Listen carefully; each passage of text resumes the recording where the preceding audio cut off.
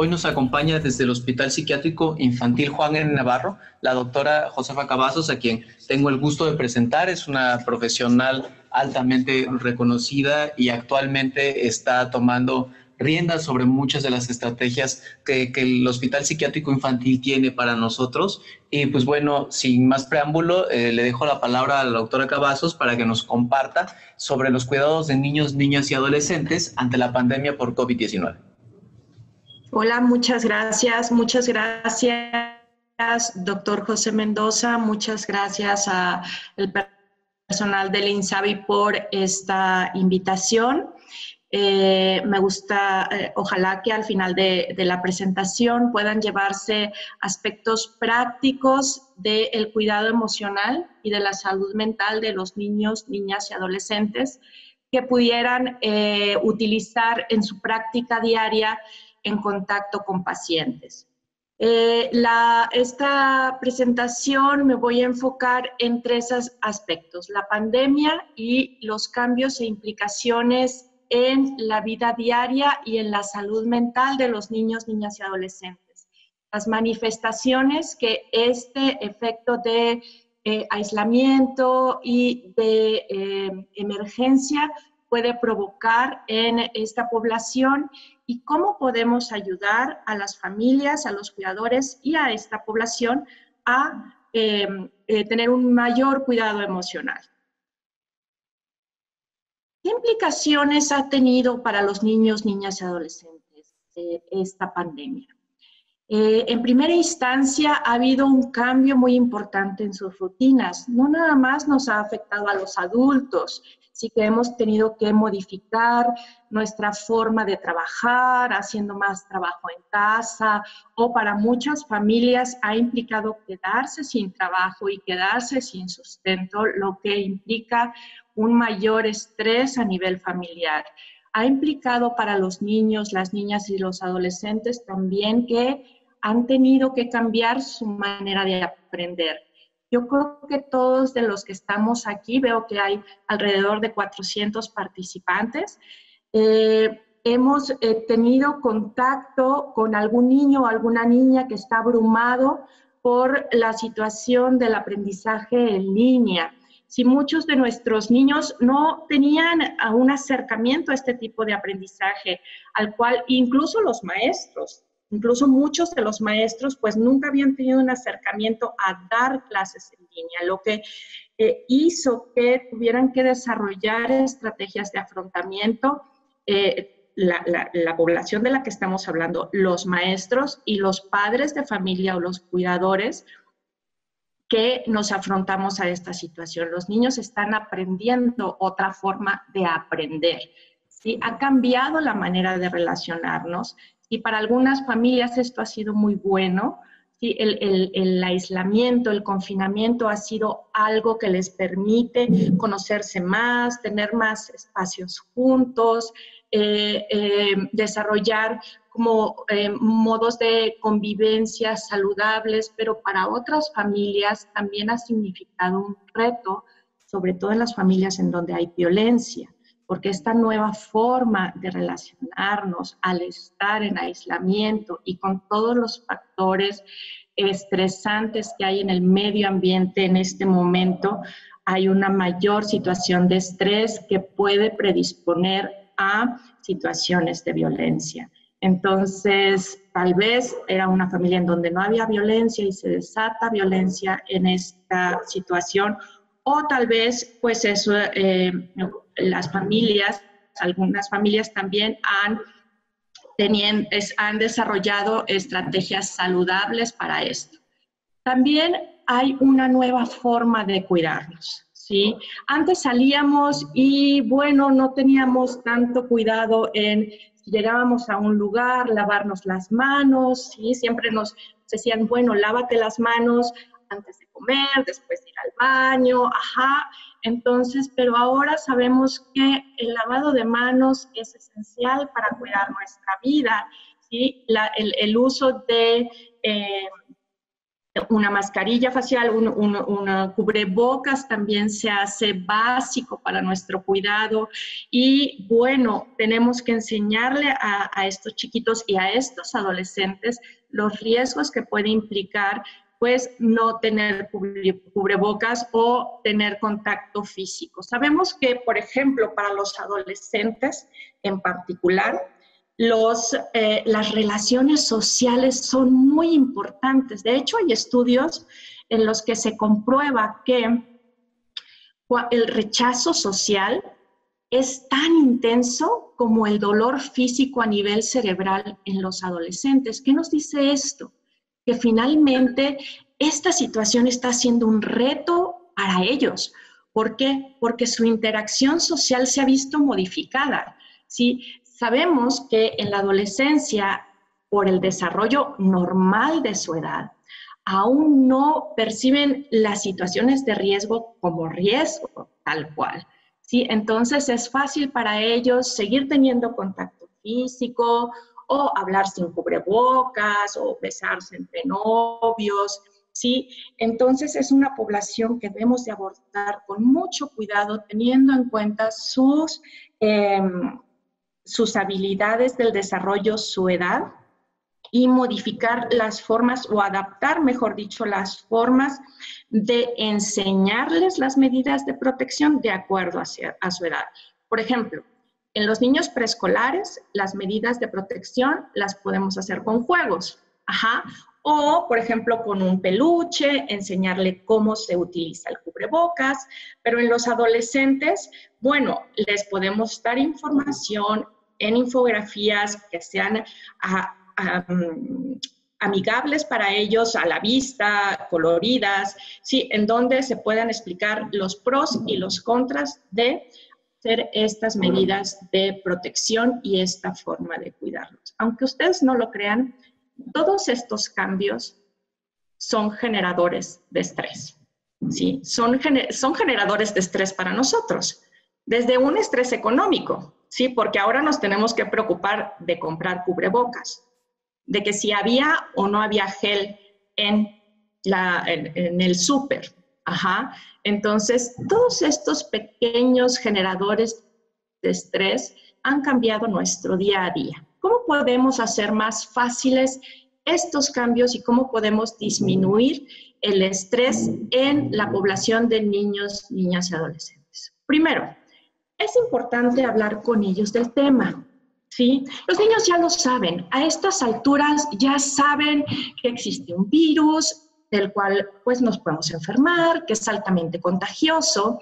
Entonces, es importante hablar de forma clara, pero limitada, de acuerdo a su edad del desarrollo, ¿sí? Es importante que no demos sobreinformación, sobre todo en los niños pequeños preescolares y en los niños escolares. ¿Por qué? Porque puede causar mucha ansiedad.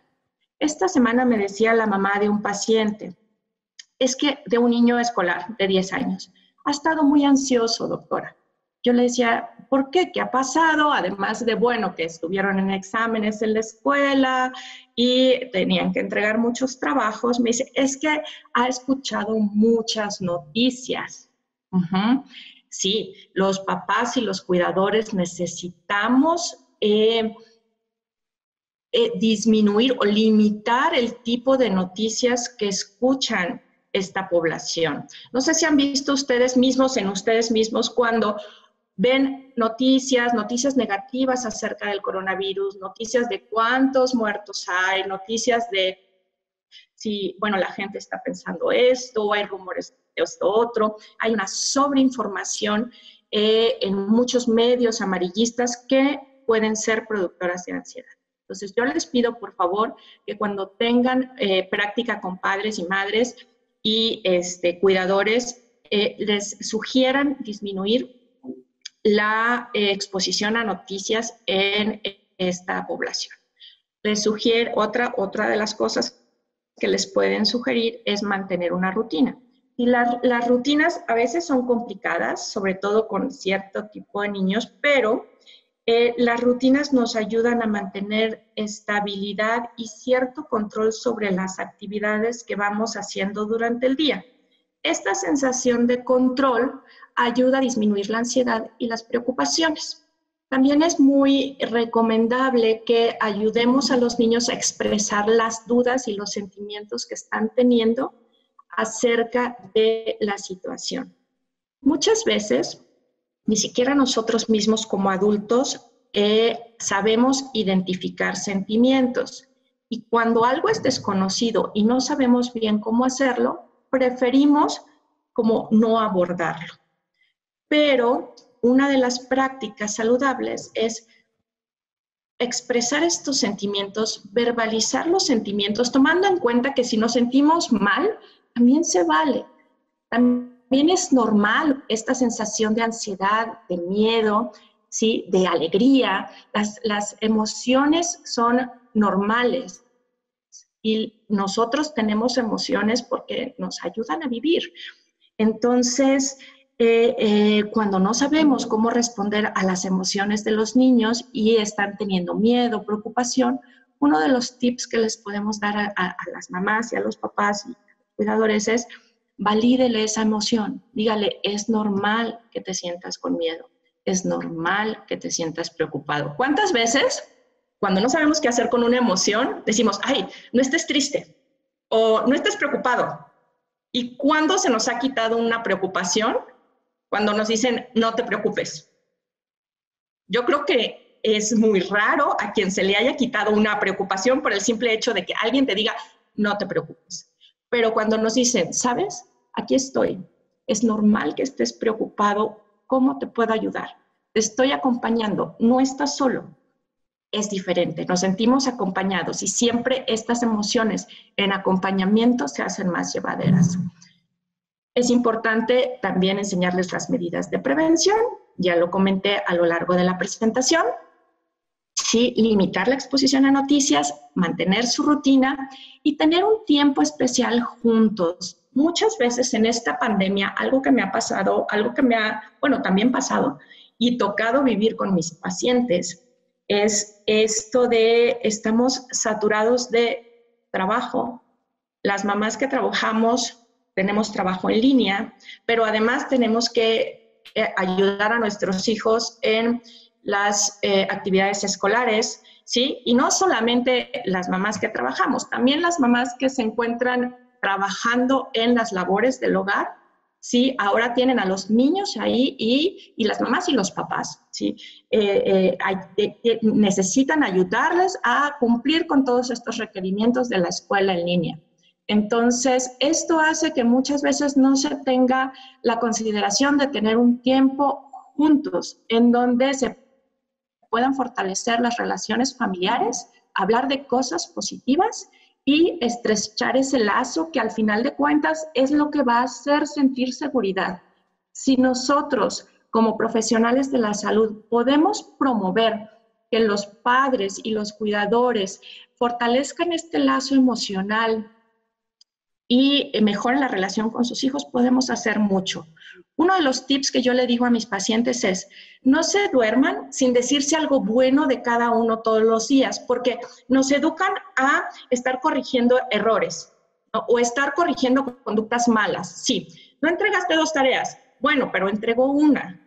¿Me explico? Entonces y lo hizo muy bien, entonces vamos a valorar y validar también el esfuerzo y las cosas buenas que hacen los niños, las niñas y los adolescentes. No nos enfoquemos en lo negativo. De hecho, una de las técnicas para el tratamiento de los trastornos de conducta es dejar de enfocarse en lo negativo, un poco dejar pasar lo negativo y enfocarse en lo positivo. Si yo le digo a un niño, eres bueno, tienes la capacidad de hacerlo bien, mira, lo hiciste bien, se lo va a creer. Y si yo le digo, eres malo, eres un tonto, lo haces mal, también se lo va a creer. Es más probable que tengamos una conducta positiva o obtengamos una conducta positiva ante un refuerzo positivo. Muy bien. Hasta ahorita, ¿alguna pregunta, algún comentario? Las sesiones en línea siempre me ponen un poco ansiosa porque no estoy viendo como las caras de los participantes. y me gustaría saber si me van siguiendo. Los escucho. ¿Todo bien hasta ahorita? Ok. Manos levantadas de nada, ¿no? No. Para decirle ¿Nadie ha levantado la mano? ¿Todo bien? Todo bien. todo bien, es cualquier cosa que yo vea una mano levantada, te aviso. Sí, pueden levantar las manos, pueden levantar su mano y hacer preguntas. Tenemos dos manos.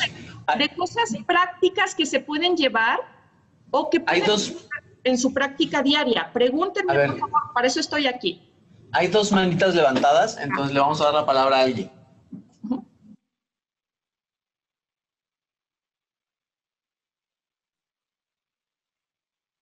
Julia Zacarías. Sí, buenas tardes. Hola. ¿Se me escucha? Sí. Miren, tengo un hijo adolescente, nada más que ahorita en esta época que hemos estado encerrados, digamos, se me está haciendo más rebelde. A lo mejor pues, porque no convive con sus compañeros de escuela. A lo mejor por eso, pues sí me anda medio rebelde. Digo, ay, lo regaño, no lo regaño. Y tengo esa duda. ¿Sabes? Es Julia, ¿verdad? Sí, Julia. Julia. ¿Qué edad tiene su hijo, Julia? 13 años. 13 años. Está en la secundaria, me imagino. Secundaria, sí, en segundo. Primero hay que tomar en cuenta que los niños de secundaria están saturados con cuestiones escolares. Uno, ¿sí? El estrés en los niños adolescentes causa irritabilidad, ¿sí? Y rebeldía. Entonces, ¿qué sería bueno aquí? Escucharlo, decirle, oye, he visto que andas como muy enojado. ¿Qué pasa? ¿No? ¿Qué pasa? ¿Qué te está molestando? Sí, al final de esta presentación les voy a dar algunos ejercicios de relajación para pasárselos pero escuchar, preguntar sin miedo antes de regañar, ver de dónde viene eso. Ajá. Entonces oye, ¿sabes qué te está pasando? Te noto más irritable. Y es importante aquí, algo que podría disminuir esta rebeldía es hacer una rutina. Si los chavos saben qué es lo que va a pasar cada día, hagan un contrato con el de, bueno, nos vamos a levantar a tal hora, de esta hora a esta hora va a ser trabajo escolar, de esta hora a esta hora, ¿por qué no te conectas en línea o por videollamada con tus amigos, con tus cuates? Me explico. Hacer predecibles las actividades de cada día hace que los adolescentes tengan como menos problemas de conducta, ¿sí? Haga la rutina junto con él y haga un acuerdo junto con él. Y lo más importante es que no pierda la paciencia, usted tampoco, porque si nosotros gritamos, ellos también gritan. Entonces, es importante que nosotros mantengamos o tratemos de mantener la calma. ¿Había otra pregunta por ahí? ¿No? Julia Zacarías. Ya, ella fue. Doctora, ¿qué opina de la convivencia a partir de los juegos en línea, donde conversan y se comunican aparte de jugar? Esto creo que es una herramienta que se puede utilizar en este momento siempre y cuando estos juegos no contengan bullying o agresión uno en contra del otro, ¿sí? Entonces, mientras esa convivencia en línea, porque pues es una forma de convivencia que les está ayudando a los chavos adolescentes a no sentirse tan solos. Entonces necesitamos como explotar esta forma de convivencia, pero poner reglas. Ajá. Entonces, tienes el permiso de jugar este juego por cuánto tiempo durante el día y los comentarios que se deben de poner en el juego no deben de contener agresividad en contra del otro ni bullying. Ajá. Pero bueno, sí esa es mi opinión al respecto. Gracias. La pandemia de antemano es una situación adversa, es generadora de estrés. Todos sabemos actualmente que lo normal ha cambiado, por eso mismo le decimos la nueva normalidad. Y esto nos está poniendo en una situación de estrés. Todas las situaciones de estrés generan ansiedad y nos está obligando a desarrollar herramientas de resiliencia. ¿Qué son estas herramientas de resiliencia? Se oye así como si fuera un taller mecánico, pero no es así, ¿sí? O sea, realmente son habilidades que podemos desarrollar para contender con el cambio y poder adaptarnos, ¿sí? La vida está llena de cambios. Y muchas veces, como en esta situación tan impactante, los seres humanos necesitamos desarrollar estas habilidades para poder sobrevivir, ¿sí? Entonces, ¿cómo podemos fortalecer el desarrollo de herramientas de resiliencia en niños, niñas y adolescentes? Estos puntos que les estoy comentando aquí es un listado de puntos producto de años de investigación y de reportes de investigación. Estas herramientas son los que se ha visto que favorecen que las personas se adapten a los cambios o a los procesos adversos en la vida. El favorecer relaciones afectuosas y de apoyo dentro de la familia. Idealmente hablando, dentro de la familia y fuera de la familia. Sin embargo, bueno, si estamos en una familia disfuncional en donde existe violencia, es muy importante promover que los niños, niñas y adolescentes tengan relaciones afectuosas y constructivas que les hagan crecer y de apoyo fuera de la familia, ya sea un maestro, ya sea una tía, un tío o alguien que sea significativo para este pequeñito, que pueda ser emocionalmente disponible, que esté emocionalmente disponible para él. Otras de las actividades que nos ayudan a pasar los momentos difíciles es cuidar de alguien más. Por ejemplo, aquí uno de los ejemplos es que podemos hacer el encargado de ayudarle a ponerse gel antibacterial a los niños grandes, ¿sí?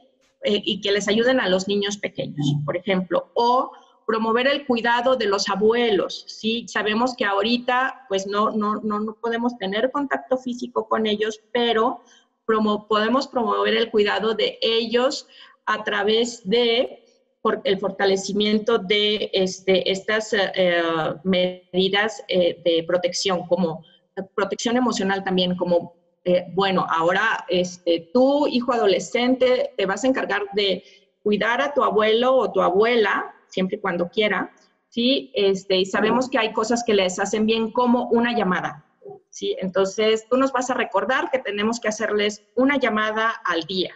Sí, y estoy modificando un poco estas acciones para fortalecer la resiliencia, para hacerlo dentro del hogar, porque generalmente es, por ejemplo, ir a asilos o ir a algunas pues convivencias, ir a llevar comida a gente que lo necesite o ropa, hacer como acciones altruistas, pero ahorita no podemos salir, entonces lo podemos aplicar con nuestra propia familia y con nuestros propios familiares. ¿Sí? Desarrollar rutinas, desarrollar también tiempos de esparcimiento y se pueden hacer dentro de casa. Por favor, dedíquense tiempos, aunque sea pequeños, media hora, para esparcirse, para jugar juegos de mesa, para hacer pláticas en las que los chavos y los niños puedan estar tocando temas que ellos puedan estar interesados. Hacer ejercicio, hacer algunas rutinas de ejercicio en la casa, en donde nos podamos reír.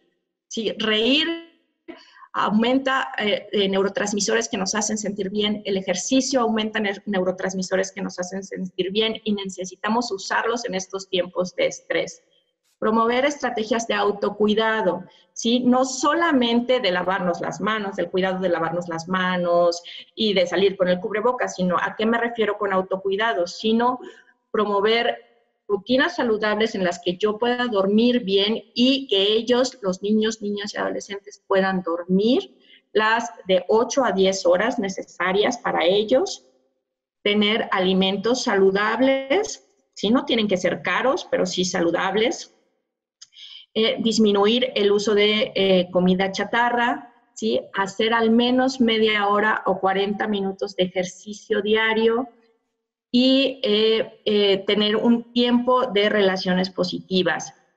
Suena muy básico, es como que lo que nos decían los abuelitos y los doctores antes, ¿no?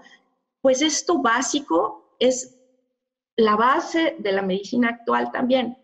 Si no tenemos un sueño saludable, si no tenemos una alimentación saludable, entonces vamos a estar más en riesgo de tener irritabilidad, enojos, problemas de conducta, hiperactividad, ¿sí? Alteraciones en el estado de ánimo. En cambio, si tenemos estas rutinas saludables, es un factor benéfico para nosotros.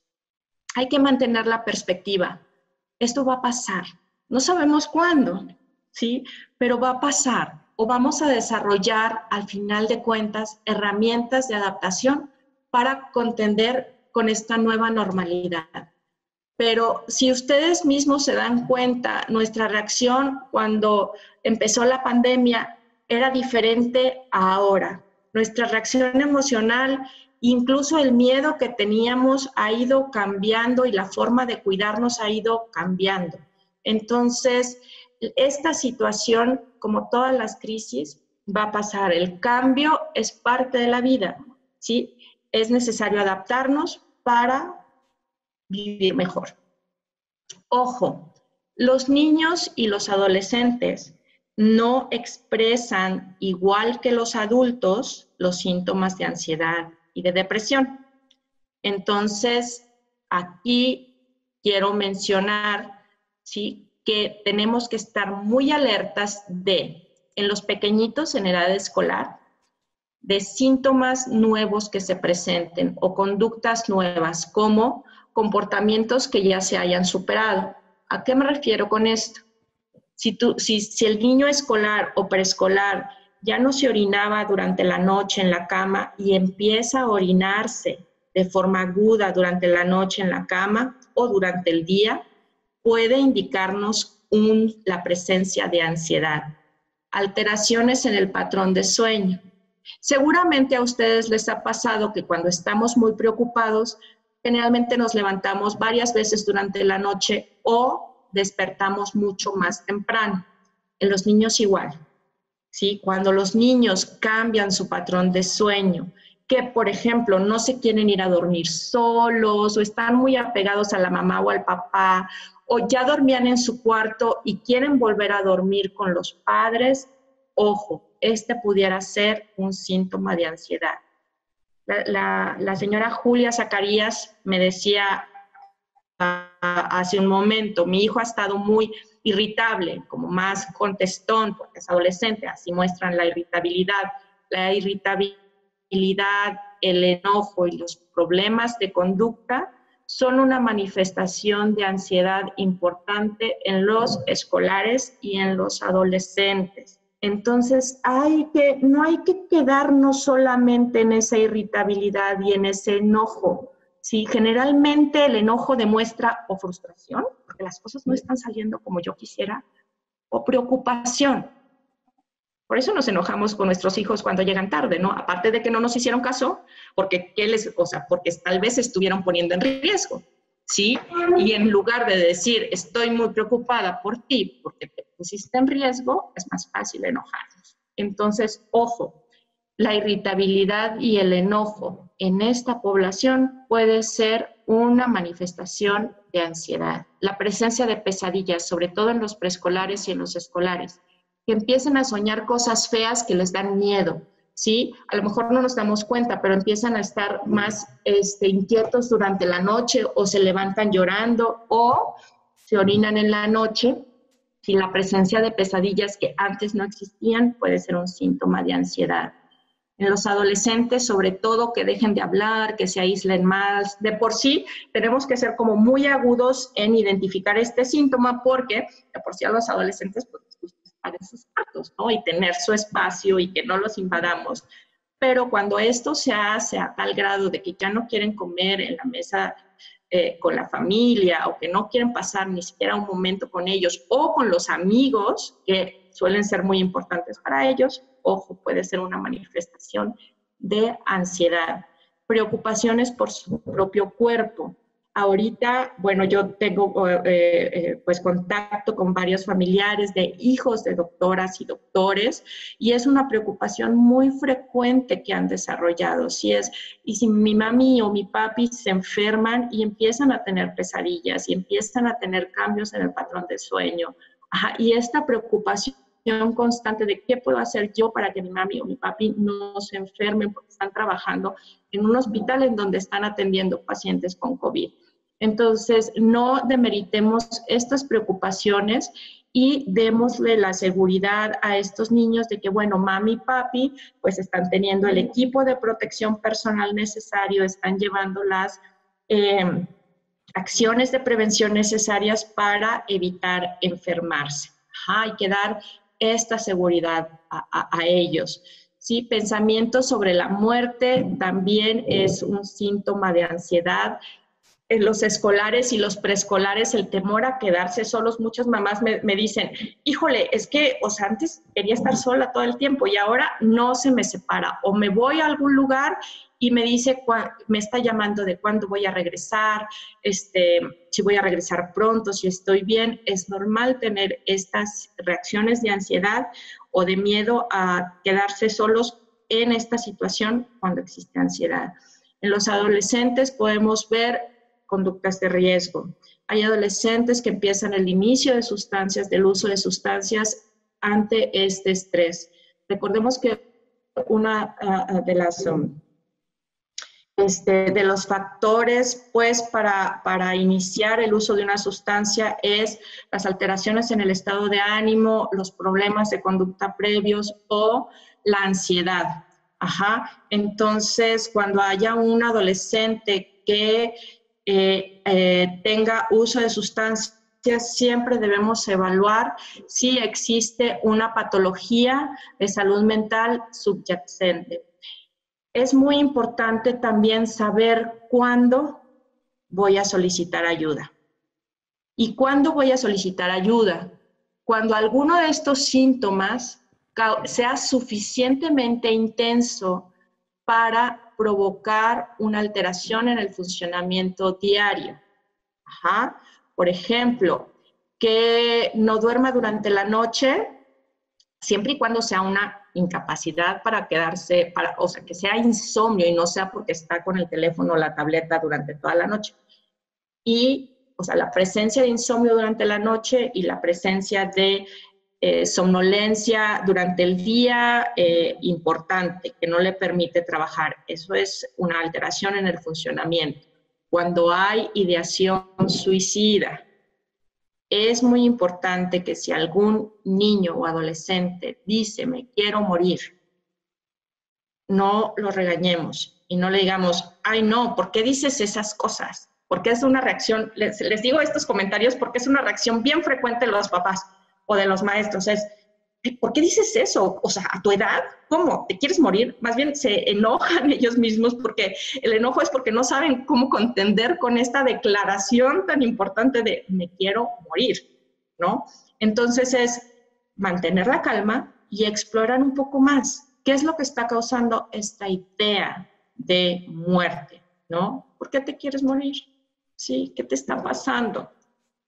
Y cuando expresen esta idea de muerte hay que solicitar ayuda, ¿sí? Hay que ir con un profesional, nunca demeritarlo, nunca devaluarlo y solicitar ayuda. Si ustedes no saben cómo hacerlo, refiéranlos a un profesional de salud mental para explorar más este tema.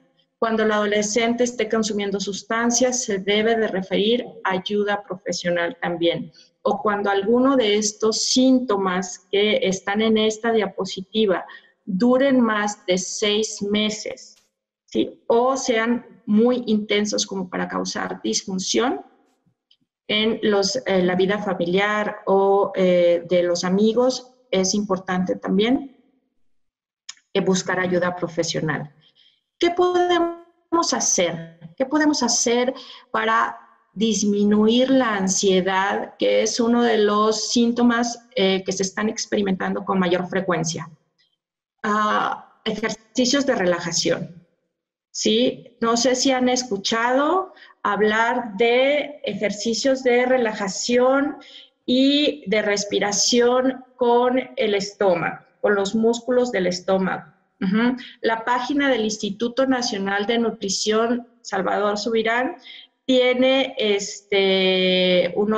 tiene ejercicios de mindfulness orientados a ayudar a relajarse y disminuir la ansiedad en estos tiempos. También cuando sea en población infantil y de adolescentes pueden hablar al Hospital Psiquiátrico Infantil. Pusimos una línea, ¿sí? Que está en funcionamiento las 24 horas del día. Aquí tienen el teléfono, es el 55 56 55 06 83, o también pueden escribir a este correo electrónico para recibir respuesta de cómo ayudar en crisis conductuales, emocionales y de ansiedad durante esta situación de la pandemia. Los adultos no debemos de quitar de vista que nosotros también necesitamos estrategias de autocuidado. No podemos cuidar a otro si no nos cuidamos nosotros mismos, por lo que no nos dejemos de lado, ¿sí? Hay momentos en los que se vale pedir ayuda, si nos sentimos muy abrumados y no sabemos qué hacer. Por ejemplo, por ahí la pregunta de qué puedo hacer con mi hijo adolescente está muy irritable, además de mantener el control. No, es diferente regañar de forma agresiva a poner consecuencias. Sí, ahorita hablo un poquito de eso, pero si yo no puedo dejar de enojarme y si esta situación pareciera que está causando un impacto significativo, puedo hablar a este teléfono también. Es diferente a cuando los niños, niñas y adolescentes hacen una conducta o tienen una conducta no esperada o no deseada. Es muy diferente la reacción cuando los regañamos a cuando les ponemos una consecuencia. Una de las labores de los adultos y de los cuidadores es ayudar a los niños, niñas y adolescentes a desarrollar herramientas para la vida, ¿no? Y una de las cosas es que finalmente que nos toca enseñarles a ellos es que todas las decisiones y nuestras actitudes y nuestros actos tienen consecuencias. Entonces, desde ustedes pueden hacer un listado de conductas no deseables, por ejemplo, gritar, por ejemplo, insultar, por ejemplo, lastimar. Entonces, y pueden poner en este listado de conductas no deseables cuáles serían las consecuencias si se llegan a presentar en pues durante el día. Las consecuencias siempre deben de ser día con día, ¿sí? Y a nivel de la actividad no deseada que se realizó. Por ejemplo, si en un día no cumplió con una tarea, por favor no le quitemos el teléfono por una semana, porque al final de la semana no va a saber ni por qué le quitamos el teléfono. Me explico por qué le pusimos la consecuencia por toda la semana. Pongámoselo por ese día. Si es, hoy no cumpliste con la tarea, entonces no vas a tener el privilegio de tener el teléfono durante la tarde, pero mañana, si cumples con todas tus tareas, vas a poder tener el teléfono durante la tarde. Si ponemos límites muy claros, con consecuencias muy claras, y los cumplimos y somos consistentes, vamos a ser capaces de disminuir las conductas de irritabilidad en los niños y los adolescentes también. Entonces, escuchen sus emociones, no les tengan miedo a afrontar y a escuchar las emociones. Muchas veces hablando, sintiéndonos escuchados, podemos hacer que las otras personas, incluyendo la población infantil y los adolescentes, se sientan mucho mejor. Pues creo que hasta aquí es mi presentación. No sé si hay comentarios o dudas, José. Te recuerdo la pregunta de Julia. Sí. Específicamente sobre las situaciones de duelo. No sé si quieras hacer algún comentario. Exacto. Sobre las situaciones de duelo es muy importante hablar con los niños y los adolescentes de acuerdo a su edad del desarrollo. Los niños entre menores de 8 años generalmente ven a las situaciones de duelo como, a la muerte como algo reversible, así como cuando ven a los superhéroes, ¿no? Que se mueren y luego regresan, o las caricaturas, que se mueren y luego regresan. Para ellos todavía no tienen el concepto de duelo bien maduro en su desarrollo cognitivo. Entonces, es muy importante hablar claramente, es decir, se murió, ¿sí? Se murió, entonces ya no va a regresar, ¿sí? Entonces, hacer un pequeño ritual en el que podamos, pues, homenajear a esta persona que se murió, hacer, por ejemplo, como un baúl en donde podamos tener fotos o recuerdos de momentos vividos con esta persona significativa que falleció, ¿sí? Y usar este pequeño como, pues, lugar para recordar. Y algo que se acostumbra mucho y que es muy generador de ansiedad, es decir, se fue a dormir. ¿Me explico? Pero ¿qué pasa cuando decimos se fue a dormir? ¿Sí? Muchas veces los niños escolares o preescolares empiezan a desarrollar miedo al irse a dormir, porque se crea la creencia, se desarrolla la creencia de que entonces irse a dormir puede ser que ya no vaya a despertar, o pueden tener miedo cuando los papás o las mamás se van a dormir. Ajá. Entonces, lo más recomendable es decir, murió, estaba muy enfermo, ya no va a estar con nosotros, te puedes sentir muy triste, es normal que te sientas triste, es normal que lo extrañes, pero la muerte es parte de la vida. Ajá. ¿Qué podemos decir cuando alguien está deprimido? Recuerdo, si mal no recuerdo, también esta era la pregunta. Cuando alguien está deprimido, podemos acompañar, ¿sí? Decir aquí estoy contigo, no estás solo. Suena muy básico, pero muchas veces cuando alguien nos dice, estoy triste, la respuesta es, no estés triste, mira, vamos a hacer esto, mira, vamos a hacer algo divertido. Ok, nos podemos distraer, pero la diferencia de la tristeza y la depresión es que cuando estamos tristes nos podemos distraer, pero cuando es una depresión como tal, ¿sí? Las personas no logran sentirse bien aunque hagan actividades que antes disfrutaban. Entonces, lo mejor, además de ayudarlos a buscar ayuda profesional, es decir, aquí estoy, te escucho, te abrazo, te acompaño, ¿cómo te puedo ayudar? ¿Cómo crees que puedo ayudarte a sentirte mejor? Sí, esta es una de las estrategias para ayudar a las personas que se están sintiendo mal, incluso como doctores. Si llega una persona y nos dice, me estoy sintiendo muy mal por esto que está pasando, dejémosla hablar, dejémosla llorar, démosle un tiempo para llorar y digámosle que la entendemos, que es normal sentirse triste por las pérdidas que está teniendo o por esta situación, y veamos algún recurso que podamos encontrar para ayudarles. Muy bien, José.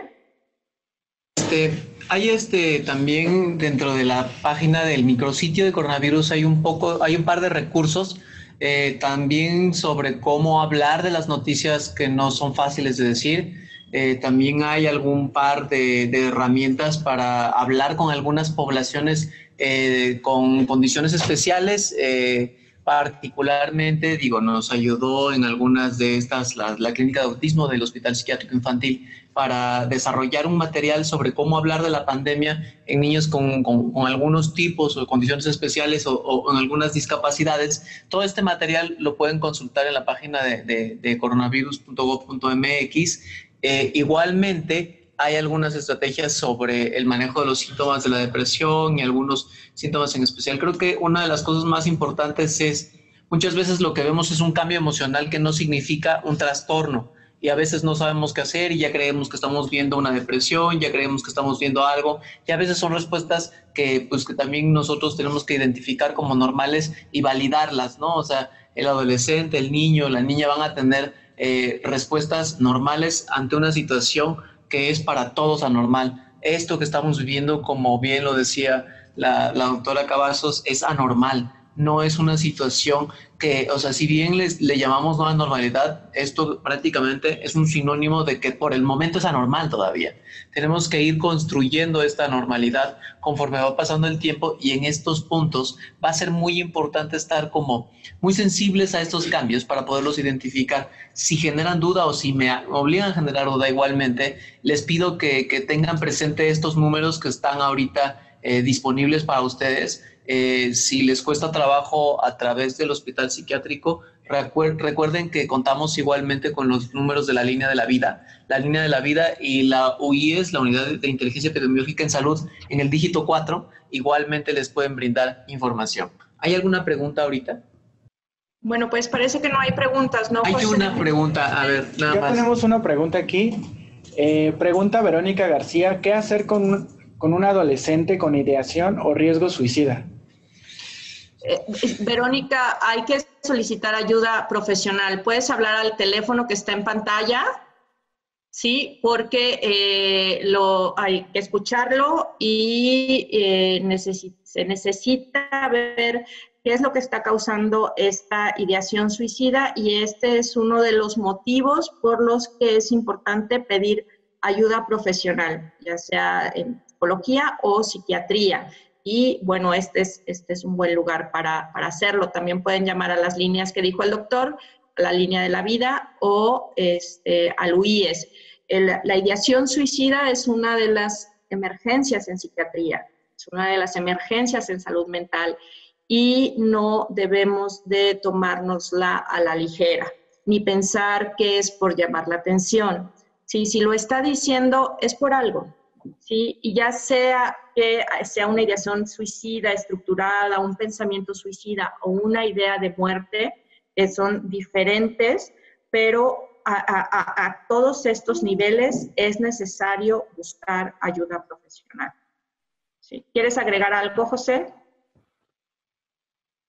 Nada más tuvimos una videoconferencia hace 2 sesiones sobre suicidio. No, hace 3 sesiones sobre suicidio, que ya está en las videoconferencias en línea. Igual pueden verificar la liga. Digo, sí, se fue hace 3 semanas, por si les queda alguna situación de duda. Uno de los puntos más importantes es toda situación que hable de ideación suicida, hay que tomarla en serio independientemente de lo simple que nos parezca. Creo que particularmente con los adolescentes es uno de esos puntos a vencer, el no pensar que es algo muy sencillo. Nunca olviden que la frecuencia, o sea, el grupo de edad, el grupo etario con mayor índice de suicidios consumados sigue siendo los adolescentes, ¿no? Y es el que más ha aumentado hacia últimas fechas. Creo que es muy importante que esta situación es una situación que debe ser como muy constante. Nunca sobra hablar de suicidios. Si ustedes observan dentro de sus casas, no sé, si de repente hay una noticia sobre alguien que se suicida, háblenlo, ¿no? O sea, y no tengan miedo de utilizar la palabra, ¿no? O sea, no es como que cuando nosotros decimos suicidio a alguien se le ocurre y se le antoja, ¿no? O sea, no, o sea, la persona que ha estado pensando en suicidio tiene mucho tiempo pensando en esto. Y los otros puede ocurrir en una situación crítica que evoluciona en un culmen de horas, o sea, posterior a una crisis emocional, sea porque terminó con el novio, sea que terminó con la novia, sea que, no sé, no fue aceptado en la universidad. Este tipo de situaciones, si no encuentran como un sistema de soporte alrededor que le permita salir de la crisis, pueden evolucionar en un número de horas, y el adolescente va a estar buscando una respuesta, ¿no? Y lo va a buscar en la familia, lo va a buscar entre sus amigos, lo va a buscar en algunas personas, y si encuentra este amortiguador, lo va a lograr, ¿no? Entonces vamos a procurar que la familia sea ese amortiguador, no vamos a hablar, a favorecer la confianza, porque si no, uno de los principales riesgos ante estas circunstancias es pues que en lugar de hablarlo, consuma alguna sustancia, consuma alcohol, y esto es prácticamente abrir el camino, ¿no? Para favorecer que pasemos del pensamiento al acto, ¿no? Entonces, muy bien, pues muchas gracias, doctora. Gracias ha sido una experiencia muy dinámica. Creo que a veces lo que necesitamos es un poco de confianza para preguntar directamente al especialista, y a veces nos cuesta un poco de trabajo. El foro se prestó para que pudieran hacer algunas interacciones un poco más pues sencillas. Entonces, bueno, agradezco esa disponibilidad. Pues muchas gracias, Josefa.